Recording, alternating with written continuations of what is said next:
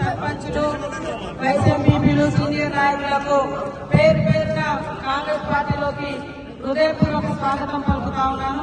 ఈ యొక్క కార్యక్రమాన్ని ఏర్పాటు చేసినటువంటి స్థానిక రెబ్బర్ పార్టీ మండల అధ్యక్షుల వారికి, మండల కమిటీకి, నియోజకవర్గ ఇన్ఛార్జ్ శ్యామ్ నాయక్ గారికి, అదేవిధంగా పెద్దలు మీ అందరి అభిమాన నాయకుడు జిల్లా అధ్యక్షుడు విశ్వప్రసాద్ అన్న గారికి, పత్రికా మీడియా సోదరులకు, మహిళా సోదరులకు అందరికీ హృదయపూర్వక నమస్కారాలు. ఒక్కసారి ఆలోచించండి, 10 సంవత్సరాల బీజేపీ పాలనలో ఆదిలాబాద్ పార్లమెంట్ లో మరి బీజేపీ అభ్యర్థి గతంలో ఎంపీగా ఉండడం జరిగింది. కేంద్రంలో వాళ్ళ ప్రభుత్వం కూడా ఉంది.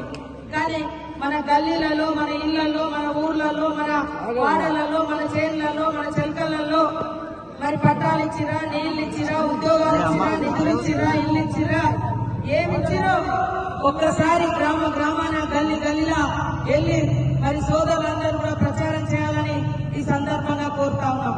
కాంగ్రెస్ పార్టీ ఒక సాధారణమైనటువంటి ఒక టీచర్ కు, ఒక చిన్న స్థాయి టీచర్ కు అవకాశం ఇచ్చి పేదింటి బిడ్డను, ఈ పేదల కష్టాలు తెలిసినటువంటి బిడ్డను ప్రశ్నించే గొంతును పార్లమెంట్ కు పంపాలనే ఉద్దేశంతో ఈ రోజు ఆత్రం సున్న గారికి కాంగ్రెస్ పార్టీ టికెట్ ఇవ్వడం జరిగింది.